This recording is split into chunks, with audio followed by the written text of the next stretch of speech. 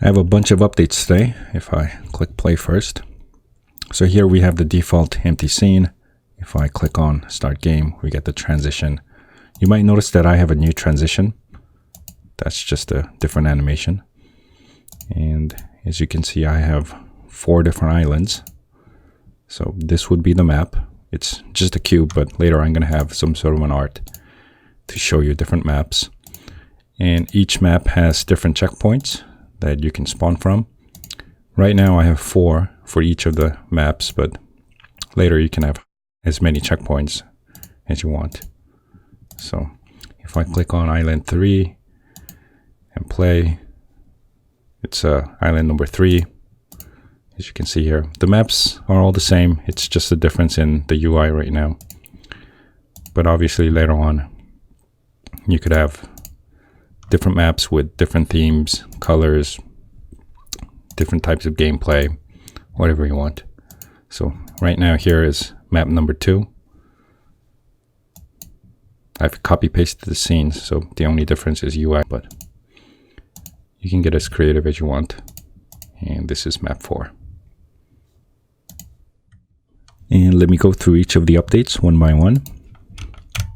Here's the first small update. I'm no longer using the default on-click function from the button script. Instead of using this, I'm using my events and listener system that we've built up. So here is the start game event. When this event is triggered, we get the response, which is changing the scene. And if I look at the start game UI, here's the click that triggers the event. It doesn't really matter how you trigger the scene change as long as you're doing the scene change, but I've moved away from the default button script because I want to be able to customize the clicks. Sometimes the scene transitions might take something like 0.1 or 0.2 seconds, and you might have some other events that pop up during that short period of time, which might mess up your game. And by having my own events and listener system, I can lock those things out. That's just one example. And once you trigger the scene change, we switch to this map scene. Let's open it, snake map scene.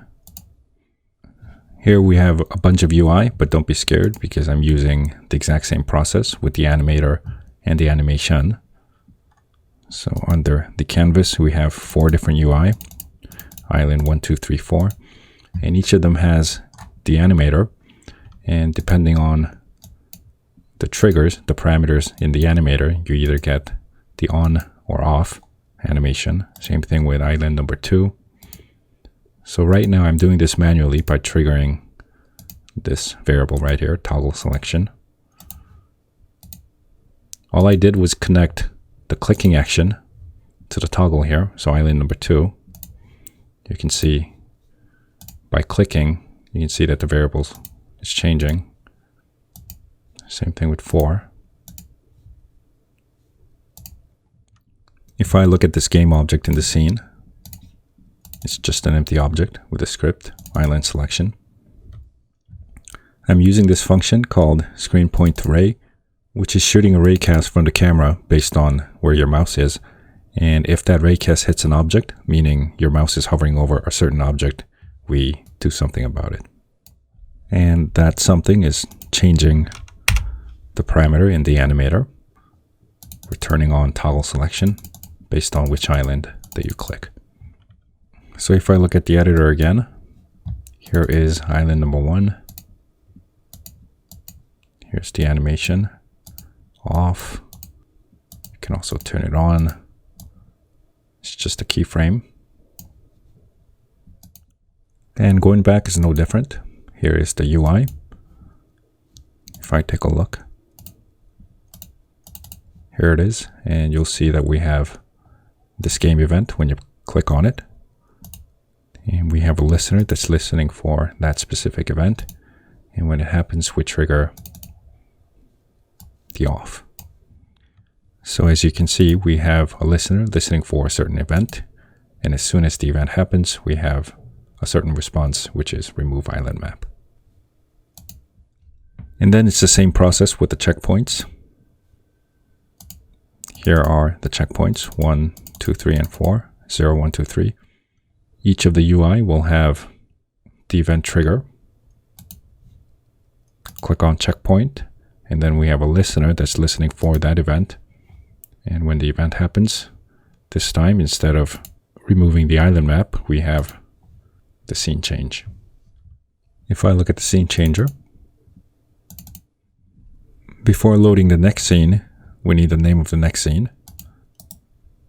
And that name is determined by which game object that you click, which island that you click on. So island 1, you get the island 1 string. Island 2, you get the number 2 string. And that string I have already typed in to a scriptable object. Here it is. If I press Ctrl-Shift-B, you can see that the names are matching.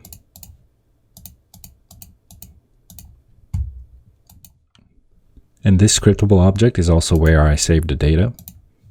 So if I click on island number 1, here you see a change.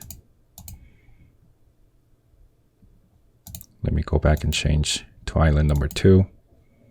Here you see the 2 enum. Right now I'm not doing anything with the checkpoints. I don't have the spawning system yet. Right now I'm just saving the data, not really doing anything. For this video, we're just concerned about the big scene. 1, 2, 3, or 4.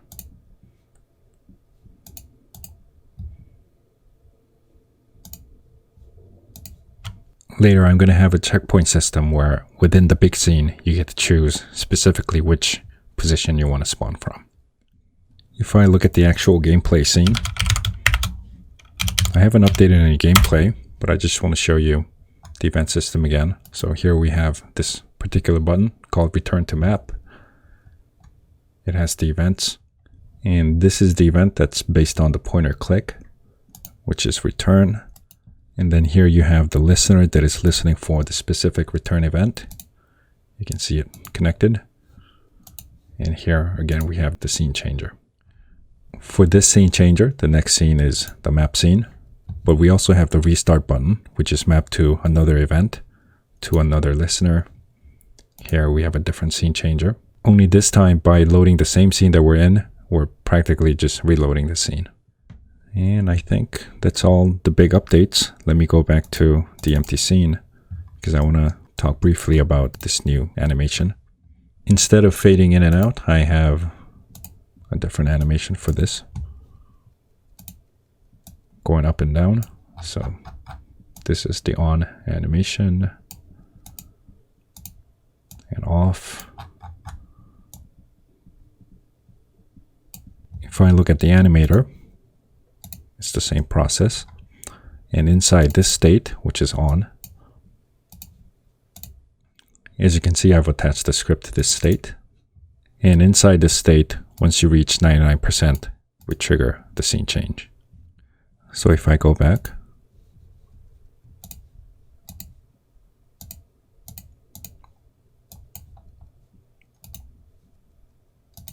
here's the on animation. And 99% would be somewhere here. So by the time the UI comes down, we've triggered the scene change. So we load the scene while the UI is down. And on the next scene, if I look at the scene changer, in the beginning of every scene, we turn off this variable, turn on transition UI here. So again, it's just a matter of exactly when do you turn on or off this variable in the animator. And that's pretty much it. All this is nothing more than a series of events and listeners and the exact timing when you turn on or off which variables in the animator.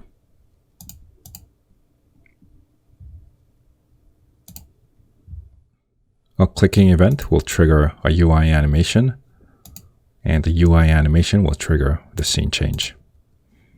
And it just goes on and on and on. Okay, so that's it for this video. Thanks for watching.